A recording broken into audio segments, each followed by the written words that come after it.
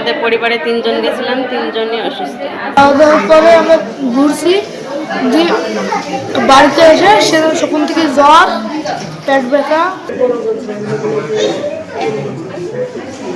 পিকনিকে গেছিলাম, খাবার খেয়ে আসি, তো এই অবস্থা। 3 বাবাটাই অসুস্থ।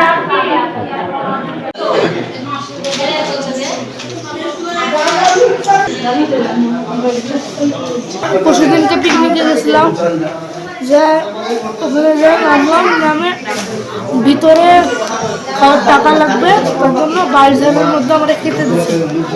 খাওয়া দাওয়ার পরে আমরা ঘুরছি, যে বাড়িতে এসে সেখান থেকে জ্বর, পেট ব্যথা আর বমি হচ্ছে।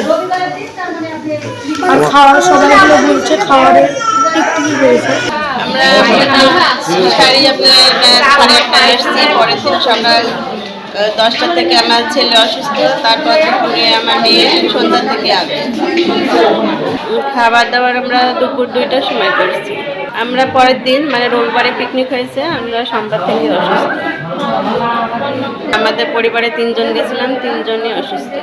পিকনিকে গেছিলাম, যাওয়ার পর ওখানে খাওয়ার পর এই অবস্থা। সবার যে কজনে গেছিল সবারই ওই হয়েছে।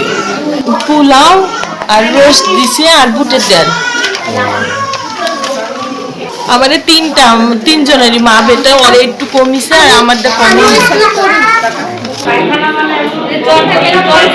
আমরা সবাই পিকনিকে গেছিলাম, এবং কিসের থেকে কি এটা হয়েছে তা জানি না, কিন্তু 180 জনের আইটেম ছিল আপনার, বেশিরভাগই অসুস্থ হয়ে পড়ছে। কিভাবে এটা হলো জানি না। কি সমস্যা হচ্ছে আপনাদের? আমাদের সমস্যা জ্বর, পাতলা পায়খানা, বমি। দুপুরবেলা আর রাত্রে বাকি ধরেন বমি আর পায়খানা, সকালবেলা এসে যে ভর্তি করেছি। আমার ছেলে দুটা মেয়ে, দুটাই অসুস্থ।